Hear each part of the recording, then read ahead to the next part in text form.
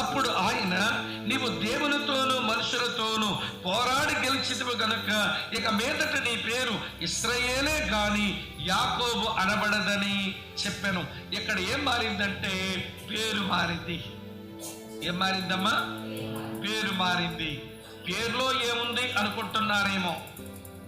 మన పేరులో ఏమీ లేదు, కానీ బైబిల్లో ఉన్నటువంటి పాత్రల యొక్క పేరులో చాలా మహత్తరమైన ప్రభావమే ఉంది.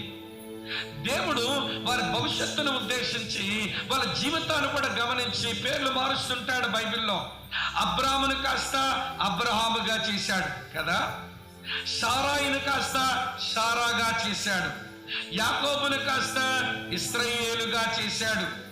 వినండి, సీమోనును కాస్త పేతురుగా చేశాడు, సౌలును కాస్త పౌలుగా చేశాడు. ఏమిటి ఇదంతా? ఎందుకంటే దేవుడు పేర్లు మారుస్తాడు. ఈ బైబిల్ దేవుడు పేర్లు ఎందుకు మారుస్తాడంటే పేరులో ఏముందని అనుకుంటున్నావు? పేరులో ఉన్నది ఏంటంటే స్వభావం. దేవుడు పేరు మార్చాడంటే వాళ్ళ స్వభావాన్ని మారుస్తున్నాడన్నమాట. ఇక్కడ యాకోబు యొక్క పేరు మారడం అంటే అతని స్వభావమే మారింది. ఇదివరకు ఆయన యాకోబుకు ఉన్నప్పుడు 3 అర్థాలు వస్తాయి అతని పేరుకి. మొదటి అర్థం మోసగాడు, రెండవ అర్థం బేరగాడు, మూడో అర్థం ఎత్తుగాడు. మోసగాడు, బేరగాడు, ఎత్తుగాడు, అదే అతని జీవితం నిండా ఉంది ఇప్పటి వరకు కూడా. మోసాలతోనే బతికాడు 20 సంవత్సరాలు, బేరాలతోనే బతికాడు 20 సంవత్సరాలు, ఎత్తులతోనే బతికాడు 20 సంవత్సరాలు. అంటే 28 అధ్యాయం నుంచి 32 అధ్యాయం వరకు 20 సంవత్సరాలు అంటున్నాను. 20 సంవత్సరాలు మోసాలు, బేరాలు, ఎత్తులే. ఇప్పుడు దేవుడు అన్నాడు, ఇక మీదట నీ పేరు యాకోబు కాదు, నీ పేరు ఇశ్రాయేల్. ఇశ్రాయేల్ అంటే రాజకుమారుడు. ఎవరండి? దానికి పారాఫ్రేజ్ చేస్తే మరో అర్థం ఏంటో తెలుసా? విజయుడు. ఇశ్రాయేలుగా విజయుడు, ఇశ్రాయేలుగా రాజకుమారుడు. మోసగాడు కాస్త విజయం కలిగిన వాడైనాడు. హోషేయ ఆ మాట ఎంత బాగా రాస్తాడో హోషేయ గ్రంథంలో ఈ మాట చూపిస్తాను చూడండి. హోషేయ గ్రంథం చదువుతున్నాను ప్రియులారా, ఈ మాట దయతో చూడండి. చాలా స్పష్టంగా ఈ మాట మనం చూస్తాం. హోషేయ గ్రంథం చదువుతున్నాను 12వ అధ్యాయంలో 3వ వచనం ఇలా ఉంది.